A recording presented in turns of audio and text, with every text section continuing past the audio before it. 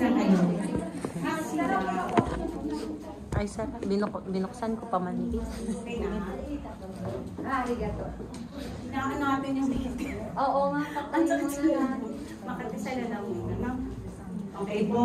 Ako, good morning sa mga galing sa ano? Natahan na namin kayo. Minasang ayaw gozaimasu. Kitosama ohayo gozaimasu. Yoroshiku onegaishimasu. Gomennasai, kotoba ga chotto Nihongo zenbu dekinai node. Mashwake nai desu. Ne. De, lumako po tayo sa pagbibigay ng kapatid. Ne? Ang ating text po ngayon, lumako tayo sa Kawikaan 3, sa 9 to 10 po. 9 to 10. Yes ka? Siya ko yes. Ay, okay na no? Nakita na po natin. Ate, meron na po. Ang sabi po dito, Meron ako. 3, 9 to 10 eh. Parangalan mo si Yahweh sa pamamagitan ng iyong mga kayamanan.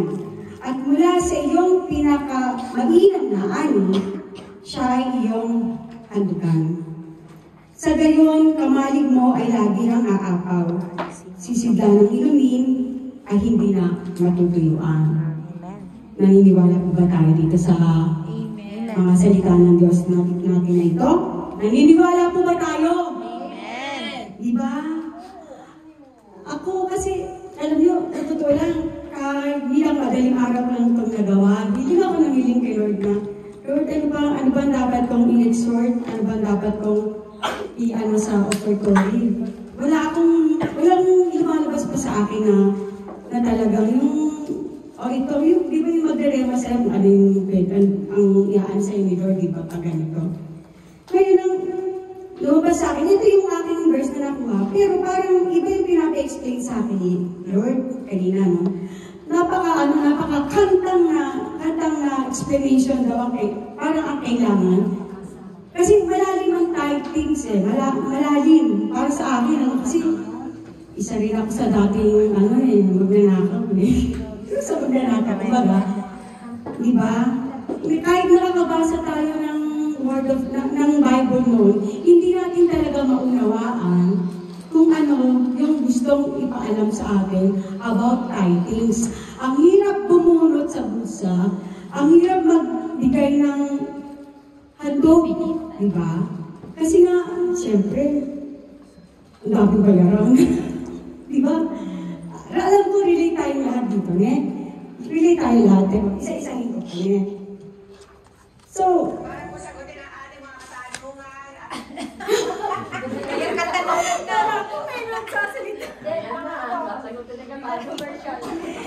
ito ay ligid naman po sa, hindi naman po ligid sa ating alaman na lahat po ng natatanggap nating biyaya ay galing sa Diyos.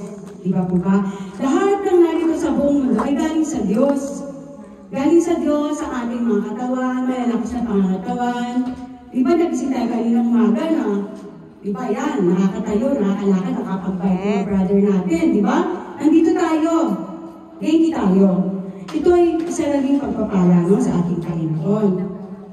Tapos ang ibig kong ipaliwanag dito is, God is generous to the generous people. Ito ba? Kasi gusto ni Lord na pagpalain niya ang kanyang mga anak. Kaya gusto niya maging generous tayo, lalo na ang mga Kristiyano. Diba? Yung iba nga kahit hindi Kristiyano ay talagang mahilig mag-donate ng mga iba-ibang ng mga bagay. Pero, kailangan natin mga Christian, kailangan natin maging generous. Para tayo ay pagpalain din ang ating Panginoon kasi sa totoo lang, hindi naman kailangan ni Lord ang mga pera natin. Hindi na kailangan niya kasi Kanya naman lahat yan eh. Gusto niya lang na ibalik natin yung mga natatanggap nating biyaya sa Kanya. Which is ang gusto niyang mangyari is yung obedience. Iba po ba? Obedience ang gusto ni Lord dito. Ngayon, gusto kasi ni Lord na pagpalain ang mga anak niya na sumusunod at tapat sa Kanya. Lagi tayong sinusubok ni Lord. Kung kaya nating ibalik para sa Kanya na hindi naman talaga Kanya, hindi naman talaga kailangan ni Lord. Kaya nga sinabi ko kanina sa inyo, na Kanya naman kasi itong lahat ng bagay dito sa loob, sa itong buong mundo natin na ito na ginagalawan. So, anong sinabi sa atin sa Malakias 3:10? Subukan daw natin siya na ibigay ang ika-10 bahagi ng ating mga kinikita. At, di ba, ibubuhos niya ang masaganang pagpapala sa ating hindi lamang finansyal, kalusugan. No, kalusugan, isang-isa yan. Ako, pinaka-importante sa akin yung health. Yes. Kasi kung may health ka, kaya mong magtrabaho, kaya mong gumalaw, kaya mong maglingkod sa Panginoon. Kung wala kang, di ba, kung hindi perfect ang kalusugan mo, nahihirapan kang gumalaw, nahihirapan kang, halimbawa, makipag-umayo, kung may example, mahihirapan kang tumayo dito sa harapan, kung may mga karamdaman ka, di ba? Kaya, isang pagpapala na binibigay sa akin, ang health, para sa akin dito, ang pinaka-importante sa akin, sa ngayon. Kasi, parang naranasan ko na kasi dati yung yung lahat ng mga talagang, dahil siguro sa hindi ko pagsunod sa Diyos, pinipili talaga ako na dito ka, ako naman umaalis. Yung parang gano'n, itong gawin mo, ako naman, no? Alam niyo na, makulit ko kasi talaga makulit ko talaga no? Ngunit, eto na, di ba kasi sinabi sa atin sa Malakias 3:10 na subukan natin ibigay ang ating kasampung bahagi, kundi ibibigay niya sa atin yung bubuksan niya durungawan ng kalangitan at ibubuksan sa atin ang masaganang pagpapala. Di ba sinabi na kanina sa Kawikaan 3:10 na sa gayon kabali mo ay lagi nang aapaw, sisigla ng inumin ay hindi na matutuyuan. So, di ba? Hindi daw matutuyuan. Sa ano lang to, personal ko pong experience, Thanks God po. At kahit na alam niyo naman na marami akong pagkukulang sa hindi ko pagdating ng linggo sa church, which is talagang nag-struggle ako dito dahil sa aking trabaho, Pero, nararamdaman ko po na hindi na ako pinagkukulangan ng Diyos. Ito po, personal ko po itong testimony ko po ito na talagang nararamdaman ko po kasi dati ko talaga na kahit anong kayod ko, kahit anong gawin ko pagpupursige sa Pilipinas, di ba? Kailangan madala dito, pada doon, tulungan dito, tulungan doon, ang daming nakakasakit, di ba? Kaya dito sa pamilya mo rito, ang daming bayarin, which is lahat tayo relate dito, no? Kumbaga naranasan ko to, kaya ako na isasabi ngayon sa inyo, pero Lord, sabi ko na lang, wag mo na lang ako bigyan ng napakahirap na pagsubok kasi baka hindi ko kayanin dahil ako'y mahina. Sinasabi ko, tinamin ko talaga na mahina pa talaga ako, hindi pa ako talaga ganun kalalim sa pananampalataya. Pero, andun yung pagmamahal ko sa aking Panginoon, no? Kumbaga, kumakapit ako kahit na siguro nasa ligayan na ako talagang ayaw kong malaglag. Kasi alam ko, pag nalaglag ako, iba ang pupuntahan ko. Iba ang paruroonan natin, di ba? So, ulit. Ngunit marami sa Kristiyano, isa na ako doon. Dati na maraming katanungan about sa tithes. Nagkakasala ba ako kung di ako nagbibigay ng tithes? Ano ba sa patingin niya mga kapatid? Ano yan Sa akin kasi, talaga ako, mula nung na-try kong magbigay ng tithes, ang hirap, inabot ako ng ilang taon bago ko makapagbigay na rin ang aking bulsa. Pero mula nung kinausap ako ng banal na spirito, siguro, ito na yun Kinausap ako na, tinuruan niya ako magbigay. Doon na ako nabuksan, na hindi ko na talaga siguro kayang lokohin ang aking sarili na nagpe-pretend na nagbibigay, pero ano nang bala. Hindi na po, ako na yun kumbaga yun na yun talagang, kay Lord yun yun yung namin Oo, yun yung aming relation ni Lord na kami na lang bahalang nag-usap. Kaya, sa tingin ko sa mga kapatid, dahil nga sinabi ko dati na, kasi about tithes, research ako ng research, at kailangan mo talaga magbigay ng tithes. Eh di sabi sa bagong tipan, wala na tayo sa mga hindi na tayo sakop.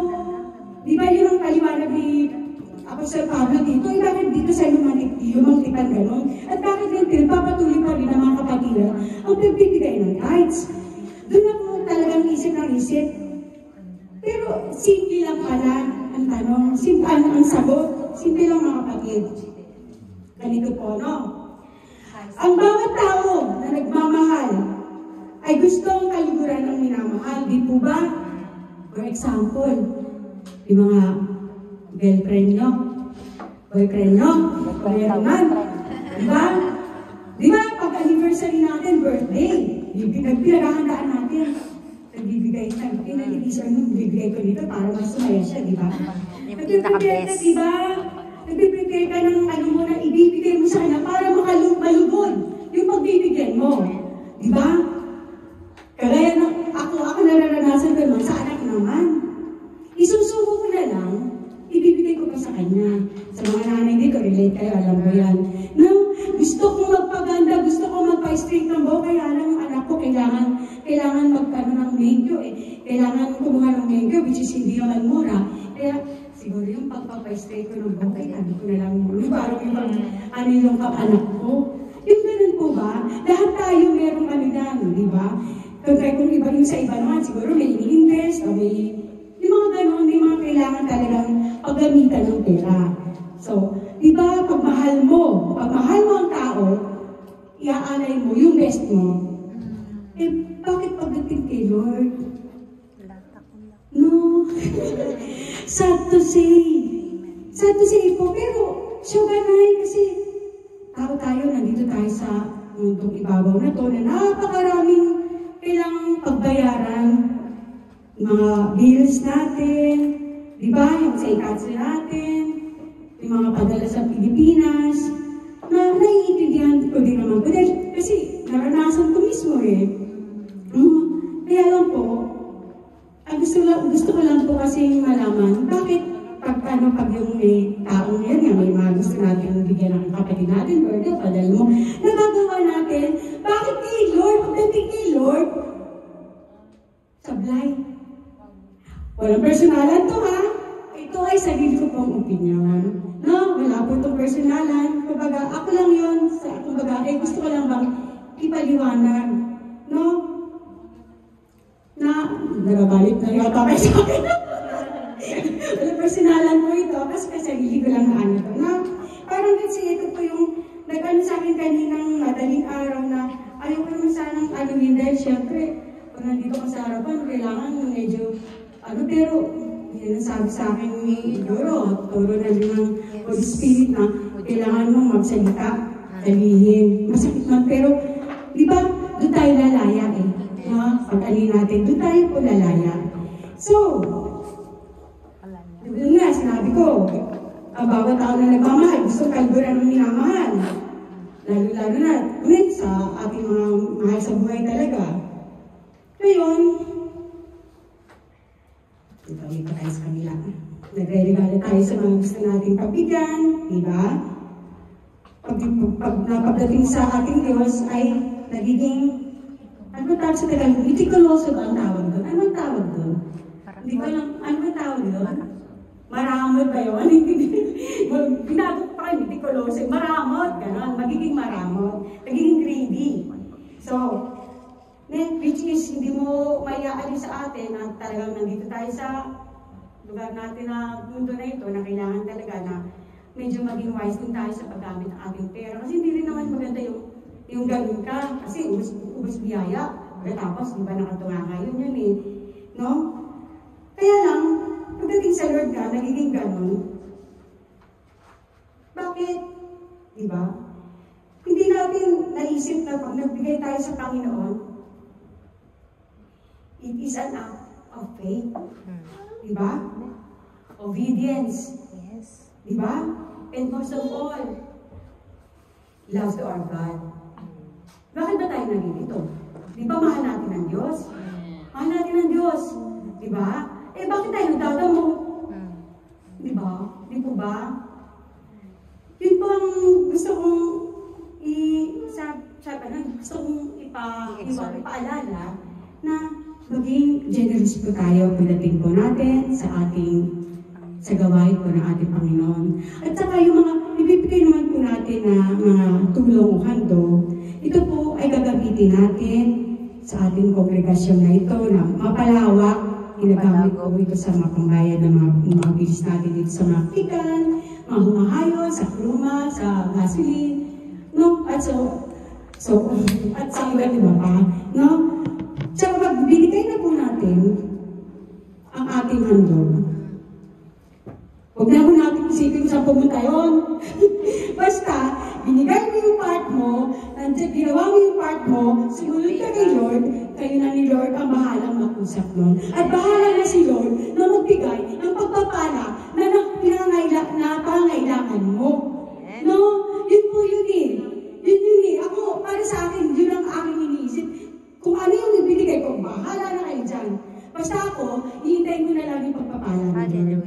No? At alam ko na hindi ako pababayaan ni Lord, hindi niya ako gugutumin dahil yun ang pangako niya sa atin. Diba? Kumbaga, ganun ang nagiging mindset na hindi na kagaya ng dati na tamang hinala pa. Diba? Kasi ganun tayo mag-iisip minsan. Sa naman nila pinagdala yung ano na. Dati yun, dati. Diba? Ganun ang ano ko dati, which is hindi maganda. No? Pag binigay na natin yan, ibigay na natin ang kay Lord, kung ano pa mabapupuntahan ng pera nila, ibinigay na yan eh. Wala nang pakialam ang kahit sino man, kumbaga si Lord na, kayo nang bahala dyan. Ano po? So, narating na tayo. Pinapakita natin ang ating pagmamahal sa ating mga anak at asawa magulang sa pagbibigay, di ba? Kaya po, di ba pag sinabing tithes, 10%. Pero, palagay ko hindi lang 10% ang naiibibigay natin kasi umu-over pa tayo, di ba? So, ibig sabihin, another pagpapala din yun, nakikita ni Lord yung pagsunod natin. Diba? Sumusunod tayo na hindi lamang financially, lalo-lalo na yung mga nagpapagod, yung mga humahayop, pupunta sa mga gawain. Ako, maraming salamat sa mga buhay ng mga kapatid. Ano ko nga, sabi ko, ang hirap ng mga ginagawa nila. Talagang, kahit sabihin mo, hindi sila mga nagtatrabaho sa araw, nagtatrabaho naman po sila sa ubasan ng Panginoon. Kumbaga, andun din ang pagpapala na bubuhos sa kanilang mga buhay. No po? So, dito na tayo. Magtapos na tayo, makaubos ko yung oras. So, mas malaki ang pagmamahal, mas malaki ang maibibigay. Huwag nating panghinayangan ang pagbabalik ng mga pagpapala na galing sa ating Diyos. God is generous to the generous people. Diyan po tayo tatapos. Maraming po salamat at itaas po natin ang ating gift or tithes o handog sa ating Panginoon. Maraming po salamat, O Lord. God, maraming po salamat sa buhay namin sa araw nito, Panginoon. Nagising kami matiwasay. Purihin ka sa iyong kabutihan sa aming mga buhay, Panginoon. At patuloy mo kami binibigyan ng biyaya at pagpapala, financial man, spiritual man, mentally, O God. Maraming po salamat, Panginoon. Lord, dalangin ko po ang mga nagbibigay ng mga pagpapalang ito na binabalik namin sa iyo, God, ay gawin mo po, Panginoon, na pagpalain din ang lahat po ng mga nagtataas ng mga tithes o anumang handog sa iyo, Panginoon, sa araw na ito, God. Lord, dalangin ko po, Panginoon, na huwag kang magsasawa sa amin sa pagsaway sa amin sa kung anuman po mga nagagawa namin, hindi kaya-aya sa iyo, Panginoon. Lord, patuloy mo kaming tulungan sa aming pamumuhay. Patuloy mong i-bless ang aming buhay, Panginoon. Dahil kami po ay nagpapatuloy sa iyo, God. Lord, kung pananampalataya man ko namin ay maliit o malaki, pare-pareho mo kaming anak, O Lord God. Tulungan mo po kami sa lahat po na aming magagagawin sa araw-araw. At Lord, pagpalain mo ang bawat isa, lalo-lalo na po sa kalusugan, Panginoon. Lord, ang health po ng bawat isa, Panginoon, patuloy po namin itinatagubilin sa iyo, God. Bigyan mo po pa kami ng mahabang buhay, Panginoon. Gayun din po ang ating mga pamilya, ang mga asawa, anak, wala man po sila dito, Panginoon. Lord, kahit nasa malayo I-bless mo po ang lahat ng kaanak na mga kapatiran na naririto, Panginoon. Maraming po salamat o Diyos.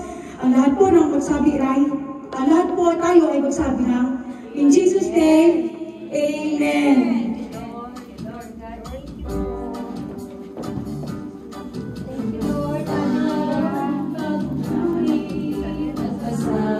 Salamat, aking nahandugan, ang Diyos na kay buti. Pagalakan ng puso ko, ang maghandog sa'yo. Panginoon ay buti-buti mo.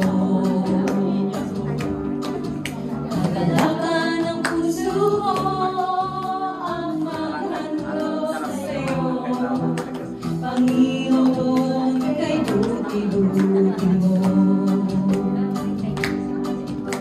Panginoon, salamat sa biyaya mo.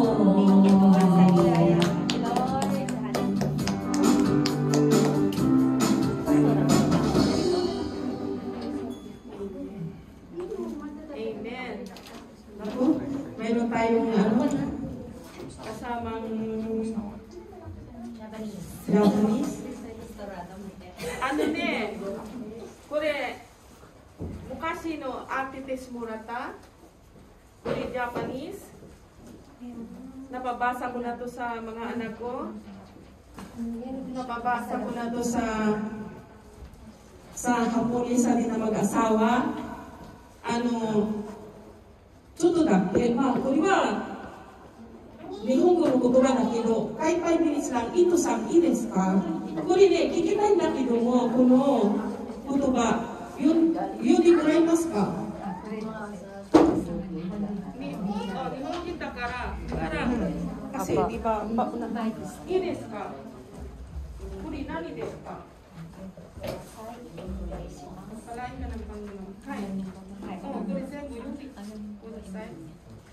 誰でも自分を高くする者は低くされ、自分を低くする者は高くされます。マタイ23章12節。そういうね、次はいいですか？私たちは世の偶像の神は実際にはないものであること、また唯一の神以外には神は存在しないことを知っています。第8コリント8章4節。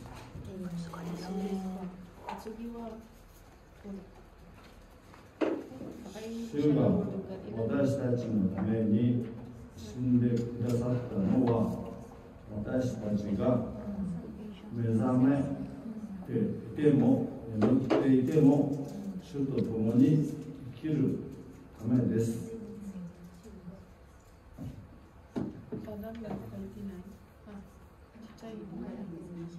第1サテロニケ5章10節。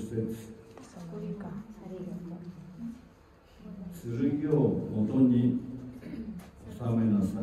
マタイ26の52。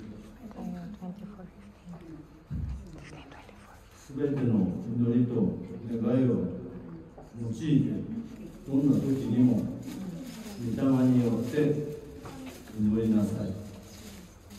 エペソ6章18節。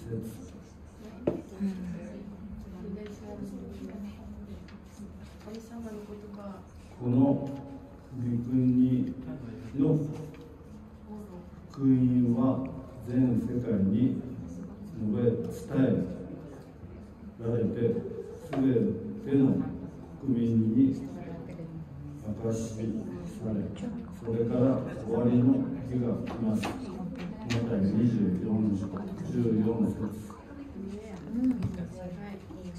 私は私を強くしてくださる方によってどんなことでもできるのです。フィリピ4章13節。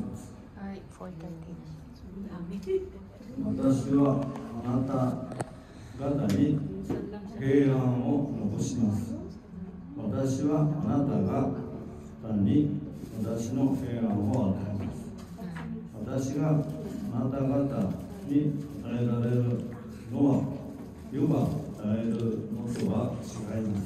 あなた方は心を騒がしてはなりません。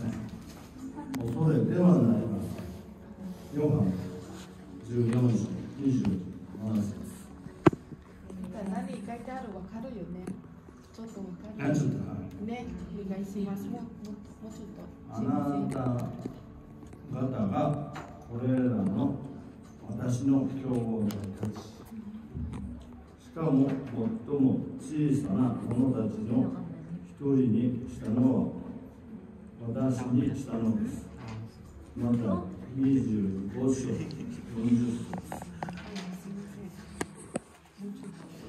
すべて疲れた人、重荷を負っている人は私のところに来なさい。私があなた方を休ませてあげます。いいね。マタイ11章20節。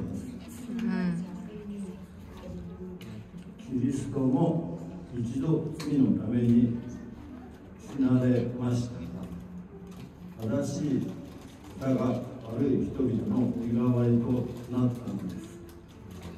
第一ペテロ3章18節。今日ダビデの町であなた方のために救い主がお生まれになりました。この方こそ主キリストです。ルカ2章11節。今日ダビデの町であなたがのために救い主がお生まれになりました。この方こそ主キリストです。ルカ2章11節。その時イエスは彼に言われた。剣を元に収めなさい。剣を取る者は皆剣で滅びます。マタイ26章51節。Amen. Hallelujah. Pagpalain ka sa buhay mo, Ito San.